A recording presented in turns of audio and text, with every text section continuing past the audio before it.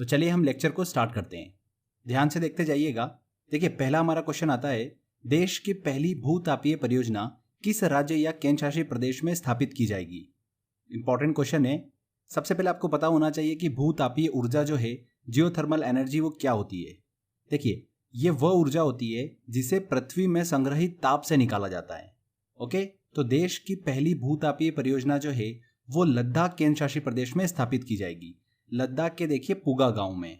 इस परियोजना के पहले चरण में देखिए 1 मेगावाट बिजली उत्पादन क्षमता जो है वो लगाई जाएगी। साथ ही 100% मुफ्त बिजली जो है वो लद्दाख की आम जनता को आपूर्ति की जाएगी। तो ध्यान रखिएगा, देश की पहली भूतापीय परियोजना जो है वो लद्दाख केंद्र शासित प्रदेश में स्थापित की जाएगी। नेक्स्ट क्वेश्चन आता है, अंतर्राष्ट्रीय मातृभाषा दिवस मनाया जाता है। देखिए अंतर्राष्ट्रीय मातृभाषा दिवस कब मनाया जाता है? हर साल 21 फरवरी को मनाया जाता है। भाषा और सांस्कृतिक विविधता को बढ़ावा देने के उद्देश्य से अंतर्राष्ट्रीय मातृभाषा दिवस मनाया जाता है। देखिए फ्रेंड्स, 21 फरवरी 1952 को ढाका में कई छात्रों ने बांग्ला को राष्ट्रभाषा बनाने की मांग को लेकर पुलिस की गोलियों का सामना करते हुए शहादत हासिल की थी। इसीलिए देखिए संयुक्त राष्ट्र ने इनकी स्मृति में प्रतिवर्ष 21 फरवरी को अंतर्राष्ट्रीय मातृभाषा दिवस मनाने का निर्णय लिया था। तो ध्यान रखिएगा, 21 फरवरी को मनाया जाता है। भारत के किस शहर को हाल ही में 2020 tree city of the world के रूप में मान्यता मिली है? यह भी इंपॉर्टेंट क्वेश्चन है। देखिए भारत का कौन सा शहर है? हैदराबाद। हैदराबाद जो शहर है देखिए भारत का पहला और एकमात्र शहर बन गया है जिसे यह मान्यता जो है वो प्राप्त हुई है। 2020 tree city of the world. Hyderabad के साथ साथ देखिए विश्व के 51 अन्य शहरों को भी ये देखिए मान्यता दी गई है, जिसमें देखिए अधिकांश शहर जो है वो अमेरिका, यूके, कनाडा और ऑस्ट्रेलिया से हैं। किन शहरों को देखिए फ्रेंड्स ये मान्यता दी जाती है? विशेष रूप से उन शहरों को दी जाती है जो शहरी वन के विकास और रखरखाव के लिए हमेशा तत्पर रहते हैं। तो भारत के देखिए हैदराबाद शहर को 2020 tree city of the world के रूप में मान्यता दी गई है। यहाँ पर डी आंसर बिल्कुल सही होगा। नेक्स्ट क्वेश्चन लेते हैं, हाल ही में सरल आजीविका मेले का आयोजन कहाँ किया गया? तो देखिए फ्रेंड्स, सरल आजीविका मेला जो है ये एक प्रकार का हस्तशिल्प मेला था जिसे उत्तर प्रदेश के नोएडा में आयोजित किया गया। इस मेले में देश के 27 राज्यों के हस्तशिल्प उत्पादकों की प्रदर्शनी लगाई गई थी। 26 फरवरी से लेकर 14 मार्च तक देखिए इस मेले का आयोजन किया गया। कहां पर? उत्तर प्रदेश के नोएडा में। सी आंसर यहां पर सही होगा। इनमें से किसने इटली के नए प्रधानमंत्री के रूप में पदभार ग्रहण किया है? तो किसने करा है? देखिए 13 फरवरी को मारियो द्रागी ने इटली के नए प्रधानमंत्री के रूप में पदभार ग्रहण किया है। इन्होंने किनका स्थान लिया है? गुइसेपे कोंटे का इन्होंने स्थान लिया है। ध्यान रखिएगा, मारियो द्रागी। हाल ही में इनमें से कौन टाटा मोटर्स लिमिटेड के नए एमडी एवं सीईओ नियुक्त किए गए? कौन नियुक्त किए गए? देखिए मार्क लिस्टोसेला। मार्क लिस्टोसेला को टाटा मोटर्स लिमिटेड के नए प्रबंध निदेशक एवं मुख्य कार्यकारी अधिकारी मतलब सीईओ नियुक्त किया गया है। उनका कार्यकाल जो है वो 1 जुलाई 2021 से प्रारंभ होगा। ध्यान रखिएगा, टाटा मोटर्स लिमिटेड के। नेक्स्ट क्वेश्चन लेते हैं, लखवाड़ परियोजना चर्चा में रही, इस परियोजना के संदर्भ में कौन सा विकल्प सही नहीं है? तो देखिए फ्रेंड्स, लखवाड़ परियोजना जो है पहले क्या है ये समझ लेते हैं। इस परियोजना के तहत देखिए उत्तराखंड के देहरादून में यमुना नदी पर 204 मीटर ऊंचा कंक्रीट का बांध जो है वो बनाया जा रहा है। 300 मेगावाट की देखिए लखवाड़ प्रोजेक्ट से उत्तराखंड को बिजली प्राप्त होगी। साथ ही साथ उत्तराखंड, हिमाचल, राजस्थान, उत्तर प्रदेश, दिल्ली और हरियाणा को पानी की आपूर्ति भी की जाएगी। अब बात करते हैं कि ये प्रोजेक्ट जो है मतलब ये परियोजना जो है ये चर्चा में क्यों रही। तो हाल ही में देखिए इस प्रोजेक्ट को एनजीटी से स्वीकृति प्राप्त हुई है। एनजीटी मतलब नेशनल ग्रीन ट्रिब्यूनल से। देखिए इसके इंटरनल स्टोरी भी हम समझ लेते हैं। 1976 में देखिए पहली बार योजना आयोग ने इस प्रोजेक्ट को मंजूरी प्रदान करी थी। कब? 1976 में। उसके बाद 1987 में इस प्रोजेक्ट पर देखिए काम जो है वो स्टार्ट हुआ, लेकिन 4 साल बाद ही 1992 में इसका काम जो है वो रोक दिया गया। फिर देखिए 2017 में इस परियोजना पर दोबारा काम जो है वो शुरू किया गया, बट एनजीटी ने देखिए उस समय इस पर रोक लगा दी थी कि नए सिरे से पर्यावरणीय आकलन जो है वो करना आवश्यक है। उसके बाद से देखिए ये परियोजना जो है रुकी हुई थी। हाल ही में फरवरी के मंथ में एनजीटी से देखिए इन्हें स्वीकृति जो है वो प्राप्त हो गई है, इसीलिए ये परियोजना देखिए चर्चा में रही। ध्यान रखिएगा यहाँ पर किन किन राज्यों को देखिए यहाँ पर इस परियोजना के अंतर्गत लिया गया है। उत्तराखंड, हिमाचल प्रदेश, राजस्थान, उत्तर प्रदेश, दिल्ली, हरियाणा, ये 6 राज्य जो है देखिए इसके अंतर्गत आते हैं। क्लियर? तो यहाँ पर देखिए ऑप्शन, इस परियोजना के तहत उत्तराखंड के देहरादून में यमुना नदी पर 204 मीटर ऊंचा कंक्रीट का बांध बनेगा। बिल्कुल सही, इसका काम चल रहा है। इस परियोजना से उत्तराखंड राज्य को 300 मेगावाट बिजली प्राप्त होगी। बिल्कुल सही। 5 राज्यों को इस परियोजना से सिंचाई और शुद्ध पेयजल प्राप्त होगा। देखिए 6 राज्यों को इस परियोजना के अंतर्गत रखा गया है, तो यहाँ पर सी आंसर जो है ये गलत है। लखवाड़ परियोजना को वर्ष 1976 में मंजूरी प्रदान की गई थी। बिल्कुल सही, तो सी आंसर जो है यह विकल्प सही नहीं है। कल्लीवेली आर्द्र भूमि को पक्षी अभ्यारण्य बनाने की घोषणा की। यह वेटलैंड्स मतलब आर्द्र भूमि किस राज्य में स्थित है?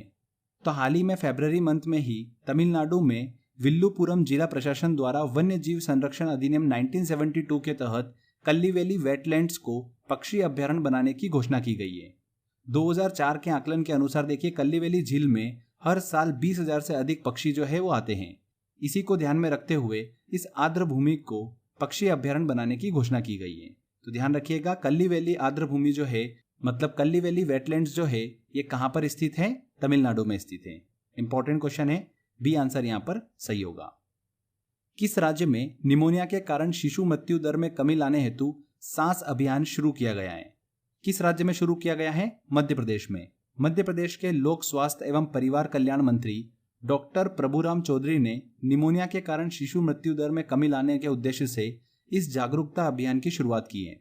यह अभियान जो है प्रदेश के 5 वर्ष से कम उम्र के बच्चों को निमोनिया रोग से बचाने हेतु संचालित किया जाएगा। ध्यान रखिएगा, सांस अभियान जो है वो मध्य प्रदेश सरकार द्वारा शुरू किया गया। फरवरी 2021 में अंतर्राष्ट्रीय सौर गठबंधन ने किसे अपना नया महानिदेशक निर्वाचित किया है? तो हाल ही में देखिए 15 फरवरी को डॉक्टर अजय माथुर को अंतर्राष्ट्रीय सौर गठबंधन का नया महानिदेशक निर्वाचित किया है। इस पद पर उन्होंने देखिए उपेंद्र त्रिपाठी का स्थान लिया है। अंतर्राष्ट्रीय सौर गठबंधन जो है ये 121 देशों का संगठन है। 2015 में देखिए इसकी स्थापना की गई थी और इसका मुख्यालय कहां पर स्थित है? गुरुग्राम हरियाणा में स्थित है। अंतर्राष्ट्रीय सौर गठबंधन का देखिए नया महानिदेशक डॉक्टर अजय माथुर को नियुक्त किया गया। देखिए फ्रेंड्स, आप सभी के लिए एक इंपॉर्टेंट अपडेट है। इंग्लिश का देखिए वीडियो कोर्स जो है वो क्रेजी जीके ट्रिक एप्लीकेशन पे अवेलेबल हो चुका है। तो जिन भी स्टूडेंट को देखिए इंग्लिश का कोर्स ज्वाइन करना है तो वो क्रेजी जीके ट्रिक का एप्लीकेशन डाउनलोड कर लीजिए। ऑनलाइन कोर्स के सेक्शन में देखिए आपको ऑप्शन मिल जाएगा। तो चलिए आगे बढ़ते हैं। अब हम पुरुष हैंडबॉल विश्व चैंपियनशिप 2021 का खिताब किस टीम ने जीता है? हैंडबॉल विश्व चैंपियनशिप 2021 का आयोजन जो है वो कहां पर किया गया था? इजिप्ट में किया गया था। इसमें कुल देखिए 32 टीमों ने पार्टिसिपेट किया। फाइनल मुकाबला जो था वो देखिए डेनमार्क और स्विट्जरलैंड के बीच में हुआ था और डेनमार्क ने पुरुष हैंडबॉल विश्व चैंपियनशिप 2021 का खिताब अपने नाम किया है। ध्यान रखिएगा, डेनमार्क ने। राष्ट्रीय विज्ञान दिवस मनाया जाता है। राष्ट्रीय विज्ञान दिवस जो है हर साल 28 फरवरी को मनाया जाता है। विद्यार्थियों को देखिए विज्ञान के प्रति आकर्षित व प्रेरित करने के उद्देश्य से यह दिवस जो है वो मनाया जाता है। 1986 से देखिए ये दिवस जो है वो मनाया जा रहा है। किसकी स्मृति में मनाया जाता है? देखिए ये डॉक्टर सीवी रमन की स्मृति में मनाया जाता है। सीवी रमन ने देखिए रमन प्रभाव की खोज की थी। उसी की याद में 28 फरवरी को राष्ट्रीय विज्ञान दिवस जो है वो मनाया जाता है। इस साल देखिए राष्ट्रीय विज्ञान दिवस नेशनल साइंस डे की थीम क्या थी? Future of science technology innovations, impacts on education, skills and work, ये इस बार की थीम थी। ओके। हाल ही में मांडू महोत्सव का आयोजन किस राज्य में किया गया? 13 फरवरी से लेकर देखिए 15 फरवरी के बीच में मांडू महोत्सव का आयोजन मध्य प्रदेश के धार जिले में किया गया। इस 3 दिवसीय मांडू महोत्सव का विषय जो है वो खोजने में खो जाओ रखा गया था। इसी के साथ साथ मांडू में मध्य प्रदेश के पहले डायनासोर फॉसिल्स नेशनल पार्क का उद्घाटन भी किया गया। ध्यान रखिएगा, कहां पर? मध्य प्रदेश में।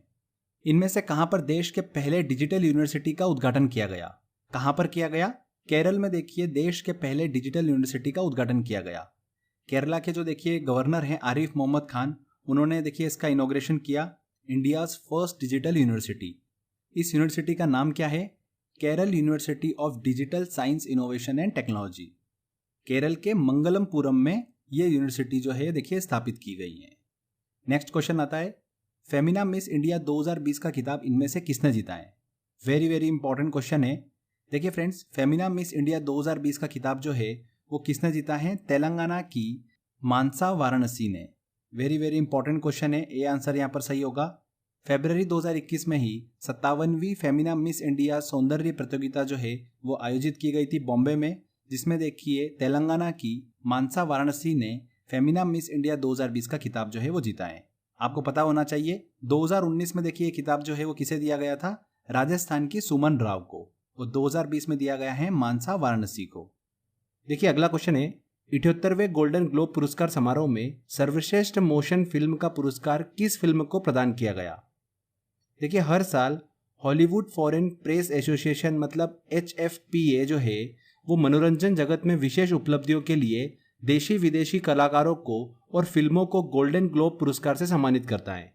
देखिए पहला गोल्डन ग्लोब पुरस्कार समारोह जो है 1944 लॉस एंजलिस में आयोजित किया गया था। हाल ही में देखिए 78वें गोल्डन ग्लोब पुरस्कारों की घोषणा की गई, जिसमें सर्वश्रेष्ठ मोशन फिल्म का पुरस्कार जो है वो देखिए किसे दिया गया है? नोमैडलैंड को दिया गया है। ओके, नोमैडलैंड ध्यान रखिएगा, सर्वश्रेष्ठ मोशन फिल्म का पुरस्कार दिया गया। उत्तर प्रदेश बजट 2021-22 हाल ही में प्रस्तुत किया गया, जिसके संदर्भ में सही कथन है। तो हाल ही में उत्तर प्रदेश के देखिए वित्त मंत्री सुरेश कुमार खन्ना ने वित्तीय वर्ष 2021-22 के लिए बजट जो है वो विधानसभा में पेश किया है। ये जो बजट पेश करा है देखिए इसका आकार है 5,50,270 करोड़ का। ध्यान रखिएगा 5.5 लाख करोड़ रुपए का बजट जो है वो उत्तर प्रदेश सरकार ने वित्तीय वर्ष 2021-22 के लिए प्रस्तुत किया है। ये उत्तर प्रदेश के देखिए इतिहास का सबसे बड़ा बजट है। तो यहाँ पर देखिए पहला, दूसरा और तीसरा तीनों पॉइंट बिल्कुल सही होंगे, उपरोक्त सभी, डी आंसर। हाल ही में प्रधानमंत्री नरेंद्र मोदी ने वीडियो कॉन्फ्रेंस के माध्यम से कहां पर महाराजा सुहेलदेव स्मारक और चितौरा झील के विकास कार्यों का शिलान्यास किया? तो फ्रेंड्स बहराइच जिला जो कि देखिए भारत के उत्तर प्रदेश राज्य में स्थित है, वहां पर देखिए प्रधानमंत्री नरेंद्र मोदी ने वीडियो कॉन्फ्रेंसिंग के माध्यम से महाराजा सुहेलदेव स्मारक और चितौरा झील के विकास कार्यों का शिलान्यास किया है। कहां पर? उत्तर प्रदेश के बहराइच जिले में। ये आंसर यहाँ पर सही होगा। पहली बार देखिए उत्तर प्रदेश राज्य में महाराजा सुहेलदेव की जयंती जो है वो मनाई गई। देखिए फ्रेंड्स राजा सुहेलदेव जो थे उनके बारे में ऐतिहासिक जानकारी जो है वो बिल्कुल न के बराबर है। ऐसा माना जाता है कि 11वीं सदी में देखिए जो महमूद गजनवी ने भारत पर आक्रमण किया था, उस समय महमूद गजनवी के जो सेनापति था सालार मसूद गाजी, उसने देखिए बहराइच पर आक्रमण किया था। लेकिन वहां के देखिए राजा कौन थे? राजा सुहेलदेव थे। उन्होंने देखिए उसे बुरी तरीके से पराजित कर मार दिया था। इस प्रकार की देखिए ऐतिहासिक कहानी का उल्लेख जो है वो 14वीं सदी में अमीर खुसरो की किताब में देखने को मिलता है। तो फ्रेंड्स ये था देखिए इनसे जुड़ा हुआ कुछ बेसिक फैक्ट, आप ध्यान रखिएगा। कहां पर इसका देखिए शिलान्यास किया गया इन कार्यों का? बहराइच उत्तर प्रदेश में। नेक्स्ट क्वेश्चन लेते हैं। नरेंद्र मोदी क्रिकेट स्टेडियम चर्चा में रहा, ये किस शहर में स्थित है? तो हाल ही में देखिए राष्ट्रपति रामनाथ कोविंद ने अहमदाबाद में 1,32,000 क्षमता वाले विश्व के सबसे बड़े क्रिकेट स्टेडियम का उद्घाटन किया। देखिए पहले इसे मोटेरा स्टेडियम या फिर सरदार पटेल स्टेडियम के नाम से जाना जाता था, बट रिनोवेशन के बाद में इसका नाम जो है वो चेंज कर दिया गया है। अब इसे नरेंद्र मोदी क्रिकेट स्टेडियम के नाम से जाना जाता है। तो फ्रेंड ध्यान रखिएगा कहाँ पर स्थित है, ये अहमदाबाद में स्थित है। इस क्रिकेट स्टेडियम में 11 पिच बनाई गई हैं जो कि विश्व के किसी भी अन्य स्टेडियम में नहीं है। तो नरेंद्र मोदी क्रिकेट स्टेडियम अहमदाबाद में स्थित है। Dada Saheb Phalke international film festival award 2021 प्रदान किए गए। इसमें सर्वश्रेष्ठ फिल्म का पुरस्कार किस फिल्म को प्रदान किया गया? Dada Saheb Phalke international film festival award का 5वां संस्करण जो है वो मुंबई में आयोजित किया गया, जिसके तहत Tanhaji the unsung warrior film को सर्वश्रेष्ठ फिल्म का पुरस्कार जो है वो प्रदान किया गया। किस फिल्म को? Tanhaji the unsung warrior, B answer. Khelo India university game के दूसरे संस्करण का आयोजन किस राज्य में किया जाएगा? तो खेलो इंडिया यूनिवर्सिटी गेम का देखिए 2021 में आयोजन कहां पर किया जाएगा? कर्नाटक में किया जाएगा। ये इसका देखिए दूसरा संस्करण है। इस बार विश्वविद्यालय खेलों में योगासन और मलखम्ब को शामिल किया गया है। ये दोनों खेलों को देखिए शामिल किया गया है। ध्यान रखिएगा खेलो इंडिया यूनिवर्सिटी गेम के दूसरे संस्करण का आयोजन कर्नाटक में किया जाएगा। नेक्स्ट क्वेश्चन लेते हैं। विश्व रेडियो दिवस कब मनाया जाता है? विश्व रेडियो दिवस जो है देखिए संपूर्ण विश्व में रेडियो के महत्व के बारे में आम जनता और समाचार माध्यमों में जागरूकता बढ़ाने के उद्देश्य से रेडियो दिवस जो है 13 फरवरी को मनाया जाता है। ध्यान रखिएगा 13 फरवरी को। 2021 में देखिए इस दिवस की थीम क्या थी? New world new radio. ठीक है, ये चीज भी ध्यान रखिएगा। 13 फरवरी यहाँ पर बिल्कुल सही आंसर होगा। हाल ही में इनमें से किसे एशियाई क्रिकेट परिषद का नया अध्यक्ष चुना गया है? तो देखिए बीसीसीआई के मानद सचिव जय शॉ को एशियाई क्रिकेट परिषद का अध्यक्ष हाल ही में चुना गया है। जय शॉ जो है वो इस पद पर देखिए बांग्लादेश क्रिकेट बोर्ड के अध्यक्ष जो है नजमुल हसन उनका स्थान लेंगे। एसीसी अध्यक्ष के रूप में देखिए नियुक्त होने वाले सबसे कम उम्र के प्रशासक होंगे जय शॉ। ध्यान रखिएगा, बी आंसर यहाँ पर सही होगा। हाल ही में प्रकाशित पुस्तक अनफिनिश्ड अ मेमोयर किसने लिखी है? देखिए फ्रेंड्स, काफ़ी इंपॉर्टेंट क्वेश्चन है। 9 फरवरी 2021 को देखिए इस पुस्तक का विमोचन किया गया। ये पुस्तक जो है बॉलीवुड अभिनेत्री प्रियंका चोपड़ा जोनस ने लिखी है, जो उनके द्वारा लिखी गई देखिए ये पहली पुस्तक है। इस बुक में उन्होंने अपने भारत में बिताए बचपन और अमेरिका में बिताए समय के बारे में कई अनकही और अनसुनी बातों का उल्लेख किया है। किसने लिखा है देखिए इस पुस्तक को? प्रियंका चोपड़ा ने। सी आंसर यहाँ पर सही होगा। नेक्स्ट क्वेश्चन लेते हैं। चर्चा में रहा भारत का सबसे बड़ा हॉकी स्टेडियम कहाँ पर बनाया जा रहा है? तो ओडिशा के मुख्यमंत्री देखिए नवीन पटनायक ने राउरकेला में भारत के सबसे बड़े हॉकी स्टेडियम की आधारशिला रखी है। इस स्टेडियम की देखिए दर्शक क्षमता जो है वो लगभग 20,000 है।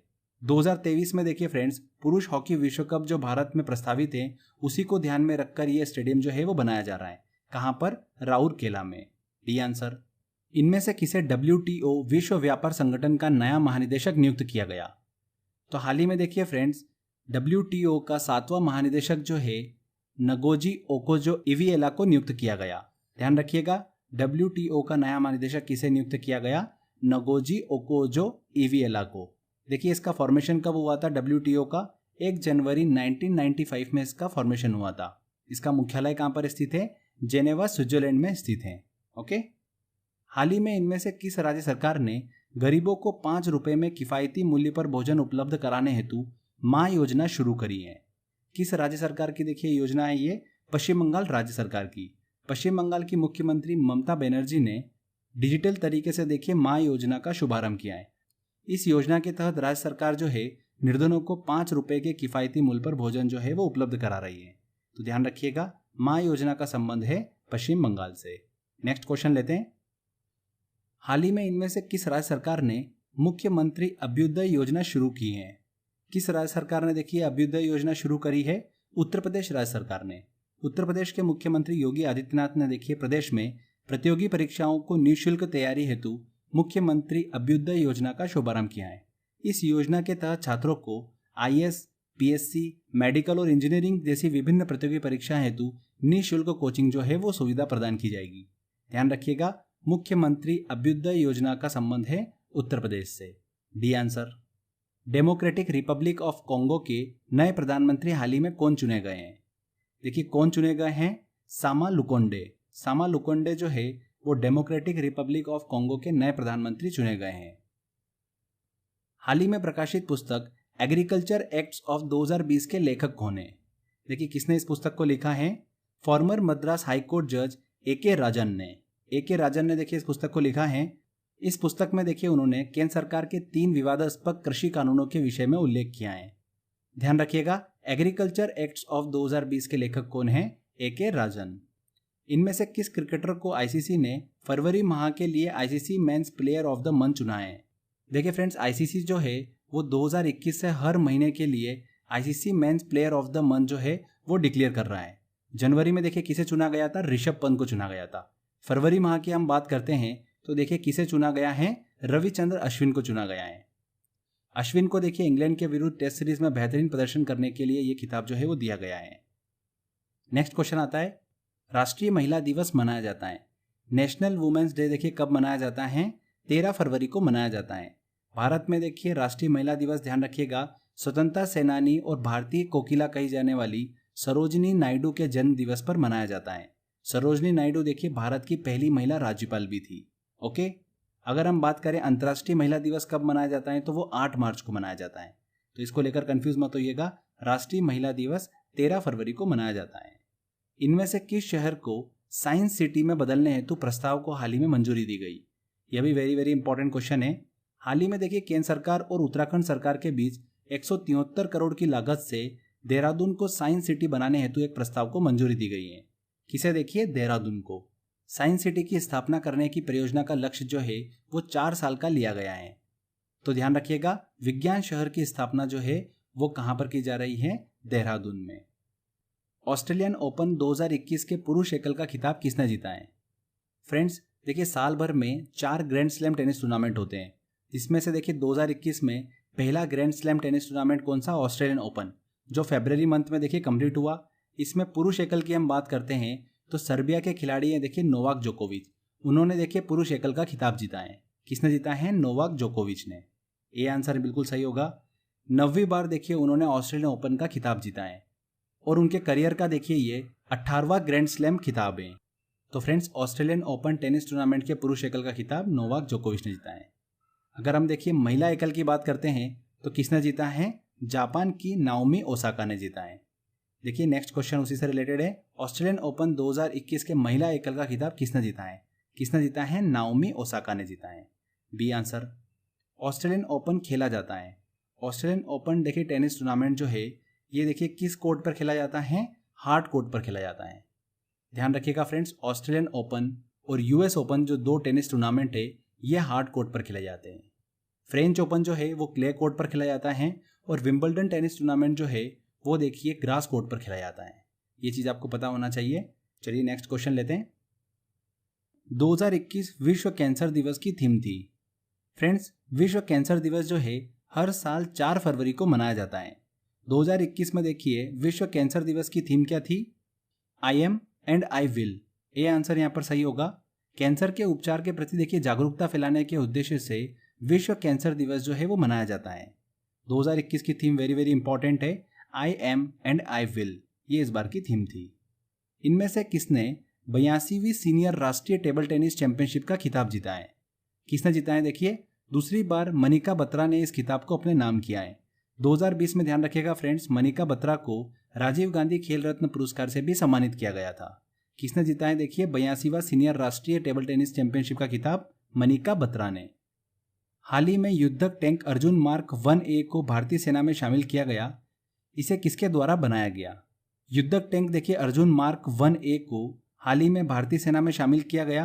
प्रधानमंत्री नरेंद्र मोदी ने देखिए चेन्नई में हुए एक कार्यक्रम के दौरान देश के मुख्य युद्धक टैंक अर्जुन मार्क 1A को राष्ट्र को समर्पित किया।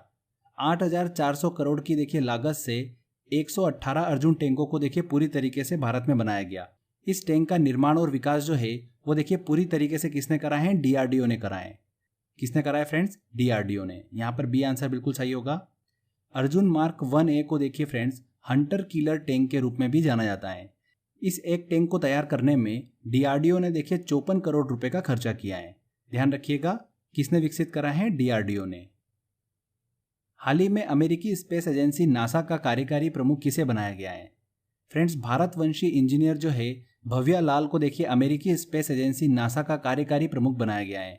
अंतरिक्ष अनुसंधान एजेंसी का काम बेहतर हो सके इसलिए भव्या लाल को देखिए नासा का कार्यकारी प्रमुख जो है वो नियुक्त किया गया है। भव्या लाल को 1958 में देखिए नासा की स्थापना हुई थी, ये चीज आपको पता होना चाहिए। हाल ही में इनमें से किसे सेराविक वैश्विक ऊर्जा और पर्यावरण नेतृत्व पुरस्कार से सम्मानित किया गया है? किसे सम्मानित किया गया है? देखिए प्रधानमंत्री नरेंद्र मोदी को सेराविक वैश्विक ऊर्जा और पर्यावरण नेतृत्व पुरस्कार से सम्मानित किया है। इससे पहले देखिए प्रधानमंत्री नरेंद्र मोदी को लीजन ऑफ मेरिट पुरस्कार से भी सम्मानित किया जा चुका है। ध्यान रखिएगा, प्रधानमंत्री नरेंद्र मोदी को। इंडिया जस्टिस रिपोर्ट भारत न्याय रिपोर्ट 2020 में कौन सा राज्य पहले स्थान पर है? तो देखिए इस रिपोर्ट में महाराष्ट्र राज्य जो है वो पहले स्थान पर है। दूसरे स्थान पर देखिए कौन है? तमिलनाडु है। पुलिस, न्यायपालिका, जेल और कानूनी सहायता में वो पहले स्थान पर रहा है। ध्यान रखिएगा, महाराष्ट्र। हाल ही में उत्तराखंड में किस नदी में बाढ़ के कारण ऋषिगंगा पावर प्रोजेक्ट क्षतिग्रस्त हो गया? तो फ्रेंड्स देखिए बहुत ही ज़्यादा इंपॉर्टेंट एक्टिविटी है, फरवरी महीने में देखने को मिली। नंदा देवी ग्लेशियर के फटने से देखिए उत्तराखंड के चमोली जिले में ऋषिगंगा पावर प्रोजेक्ट के पास देखिए धौलीगंगा नदी में बाढ़ देखने को मिली। ग्लेशियर फटने के कारण भारी बाढ़ से जोशीमठ के पास देखिए 13.2 मेगावाट की ऋषिगंगा जल विद्युत परियोजना जो है वो पूरी तरीके से बह गई। इसमें देखिए बहुत सारे लोगों की मृत्यु भी हुई। ध्यान रखिएगा फ्रेंड्स, किस नदी में? धौलीगंगा नदी में। यहाँ पर वही पूछा जा रहा है, किस नदी में देखिए बाढ़ आई थी? धौलीगंगा नदी। आपको पता होगा फ्रेंड्स, पहले भी हमने डिस्कस कर रखा है कि देखिए धौलीगंगा नदी जो है वो अलकनंदा नदी से विष्णुप्रयाग में आकर मिलती है। विष्णुप्रयाग में देखिए अलकनंदा नदी और धौलीगंगा नदी का संगम होता है। ठीक है, ये चीज आपको पता होना चाहिए, एग्जाम में ऐसे क्वेश्चन बन जाते हैं।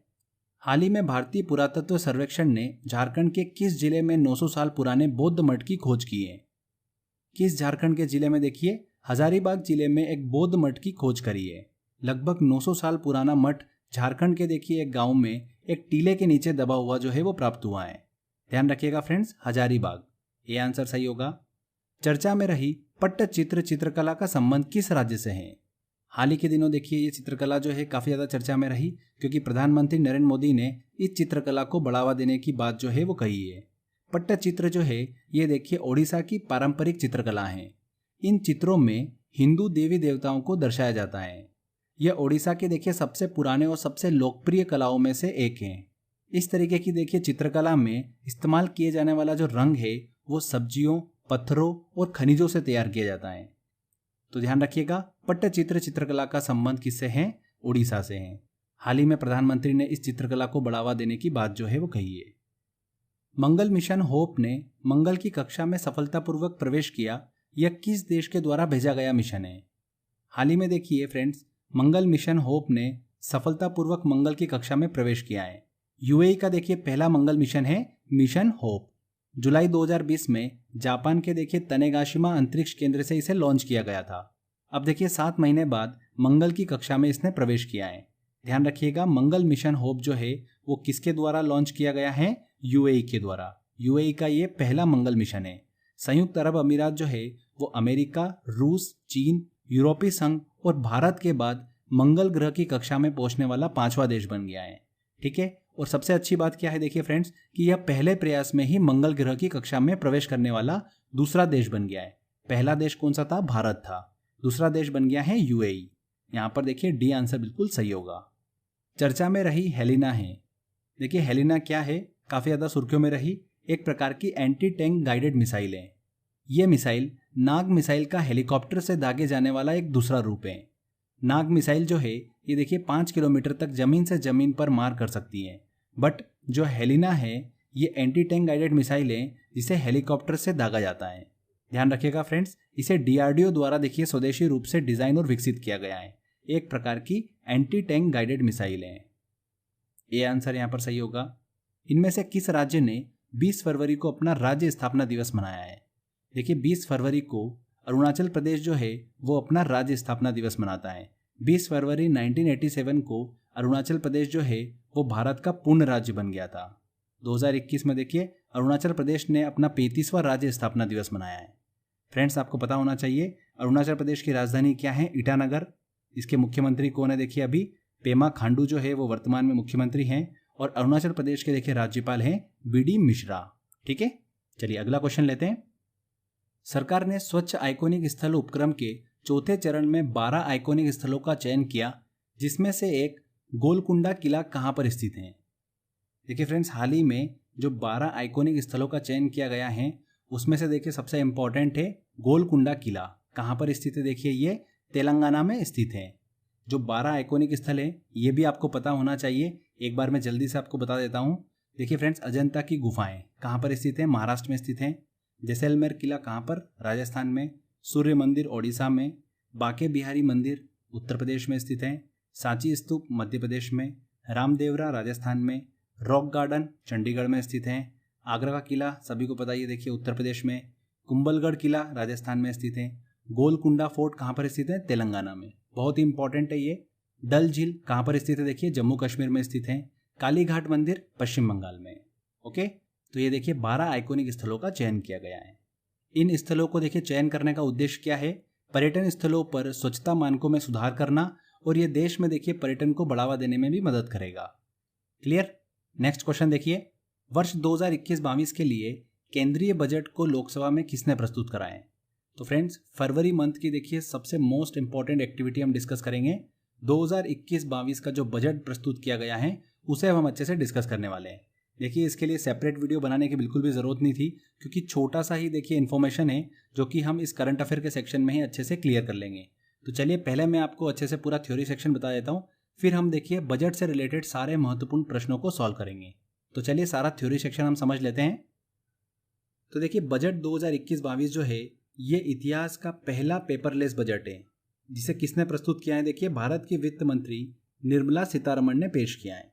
ओके, सबसे इंपॉर्टेंट चीज बात आती है कि बजट जो है वो कितने साइज का प्रस्तुत किया गया है। तो ध्यान रखिएगा 2021-22 का बजट जो है वो 34.8 लाख करोड़ रुपए का प्रस्तुत किया गया है। जो बजट की साइज है वो है 34.8 लाख करोड़ का। वेरी वेरी इंपॉर्टेंट है ये आंकड़ा, ध्यान रखना है आपको। देखिए 2020-21 की बात करते हैं तो गवर्नमेंट ने 30.42 लाख करोड़ रुपए का बजट जो है वो प्रस्तुत किया था। बट जो एक्सपेंडिचर हुआ है गवर्नमेंट का वो देखिए कितना हुआ है, 34.5 लाख करोड़ रुपए का हुआ है। मतलब 4.5 लाख करोड़ रुपए जो है वो ज़्यादा खर्च हुआ है। ठीक है, उसी को ध्यान में रखते हुए गवर्नमेंट ने देखिए 2021-22 का बजट जो है वो 34.8 लाख करोड़ रुपए रखा है। बजट प्रस्तुत करते समय देखिए निर्मला सीतारमण ने राजकोषीय घाटा जो है वो भी डिस्कस करा। 2020-21 में देखिए जो राजकोषीय घाटा था उसका लक्ष्य लिया गया था 3.5%। बट कोविड जैसी देखिए महामारी आने के कारण जो राजकोषीय घाटा गया है वो कितना रहने का अनुमान लगाया गया है, 9.5% रहने का अनुमान लगाया गया है। 3.5 का लक्ष्य था जो कि देखिए क्या गया है, 9.5 गया है। 2000 देखिए 21-22 की बात करते हैं तो अब लक्ष्य क्या लिया गया है, 6.8% का लक्ष्य लिया है राजकोषीय घाटे का। ठीक है, ये चीज आपको पता होना चाहिए, एग्जाम में देखिए सीधे यहाँ से क्वेश्चन बन जाता है। आगे देखिए फ्रेंड्स, सरकार की इनकम और एक्सपेंडिचर को हम डिस्कस कर लेते हैं। सरकार की आय को हम पहले डिस्कस करते हैं कि पैसा कहाँ से आता है।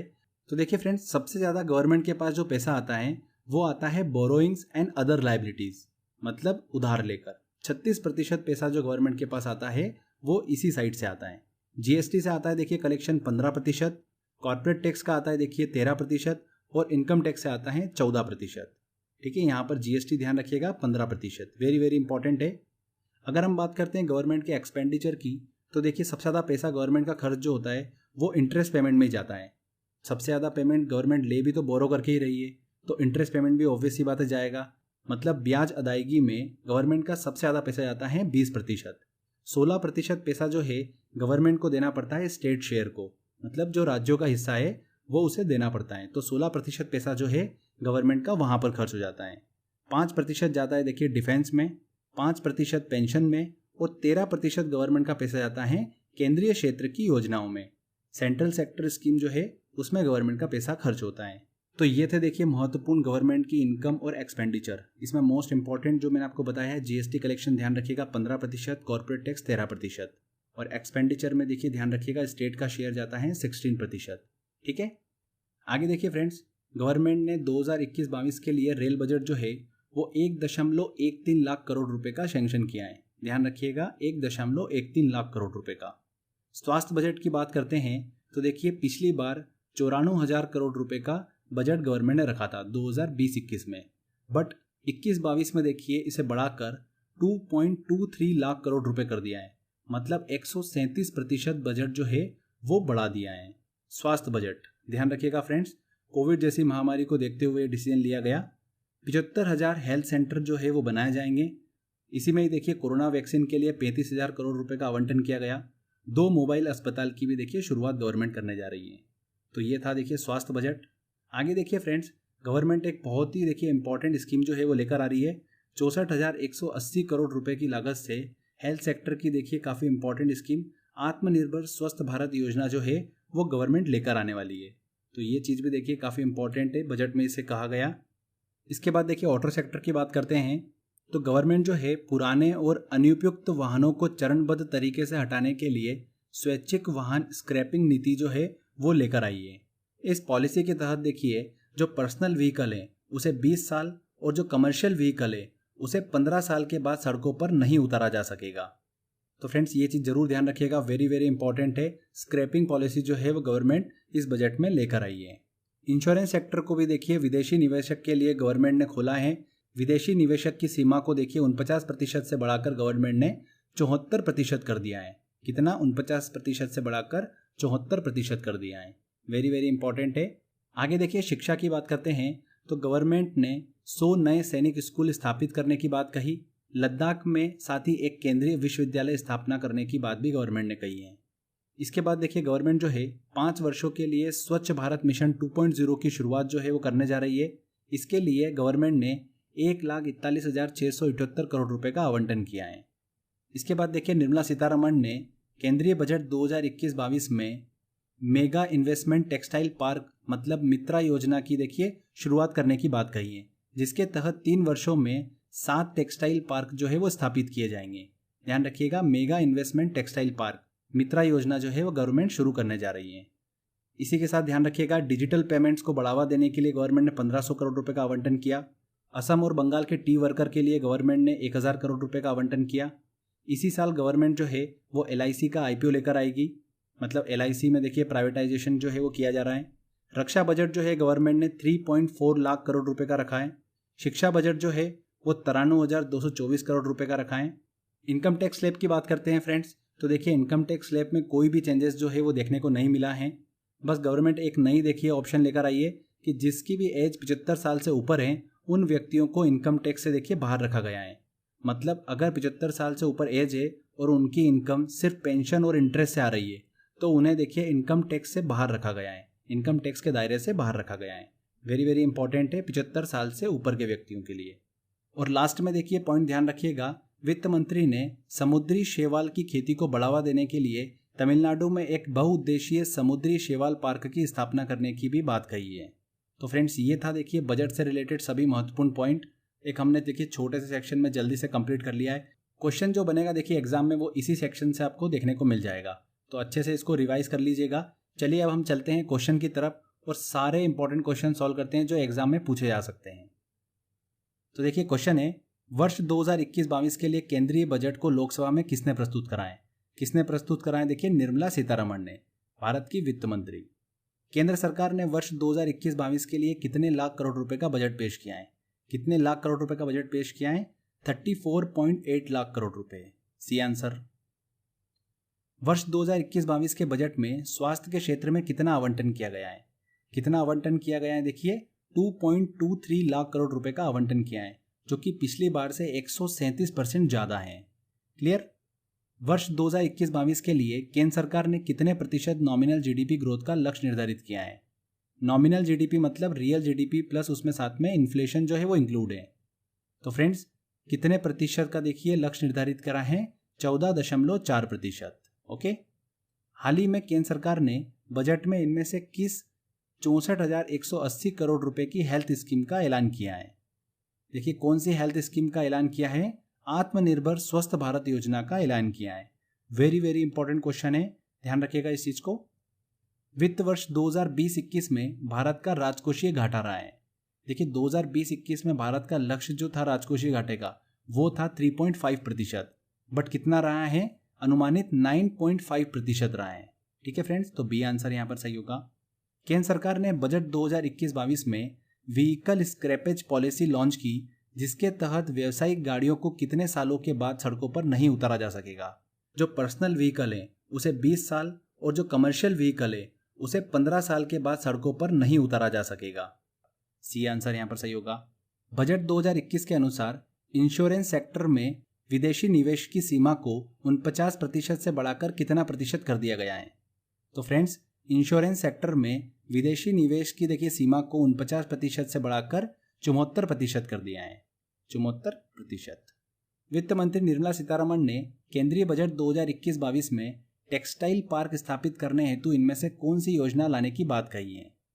कौन सी देखिए योजना लाने की बात करी है? मित्रा योजना। मित्रा योजना के तहत देखिए 3 वर्षों में 7 टेक्सटाइल पार्क जो है वो स्थापित किए जाएंगे। Mega investment textile park. Okay. वित्तीय वर्ष 2021-22 के लिए अनुमानित राजकोषीय घाटा निर्धारित किया गया है। इस वित्तीय वर्ष में देखिए जो राजकोषीय घाटा है वो क्या निर्धारित किया गया है? 6.8%। हाल ही में प्रस्तुत किए गए बजट 2021-22 के अनुसार भारत सरकार को जीएसटी से कितने प्रतिशत आय प्राप्त होती है? कितने प्रतिशत देखिए आय प्राप्त होती है भारत सरकार को? 15%। जीएसटी से 15% की आय जो है वो प्राप्त होती है। कॉर्पोरेट टैक्स की बात करते हैं तो उससे 13% और इनकम टैक्स से देखिए गवर्नमेंट को आती है 14% की इनकम। सबसे ज्यादा आती है देखिए टैक्स कलेक्शन की बात करते हैं उसमें जीएसटी से 15%। नेक्स्ट क्वेश्चन आता है, भारत सरकार का सबसे अधिक खर्च किस क्षेत्र में होता है?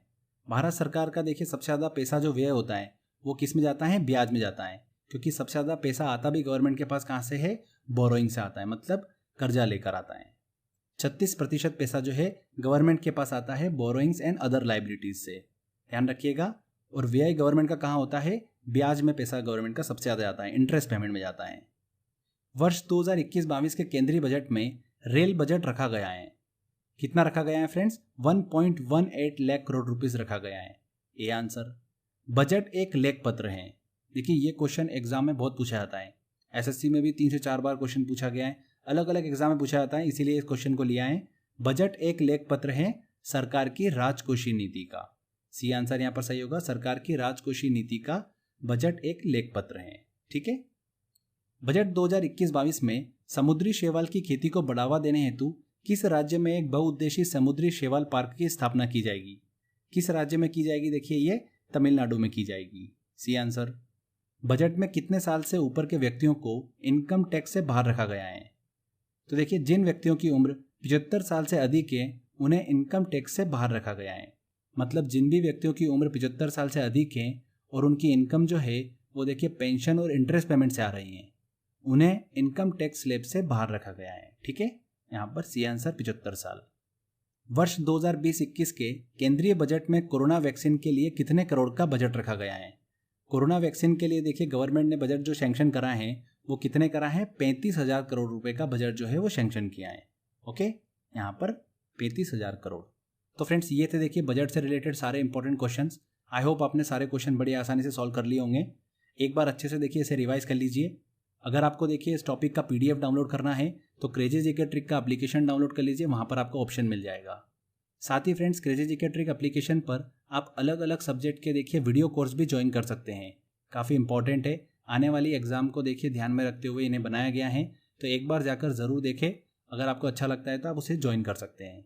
तो फ्रेंड्स आज के बस इस वीडियो में इतना ही था। अगर आपको वीडियो अच्छा लगा है तो प्लीज़ वीडियो को लाइक करिए, शेयर करिए और कमेंट करके ज़रूर बताइएगा कि वीडियो कैसा लगा। अगर आपने अभी तक चैनल को सब्सक्राइब नहीं करा है तो सब्सक्राइब भी कर लीजिए, क्योंकि इस तरीके के बेनिफिशियल वीडियो जब भी मैं अपलोड करूंगा आपको उसका बेनिफिट मिलता रहेगा। तो फ्रेंड्स मिलते हैं अगले वीडियो में। जय हिंद, जय भारत।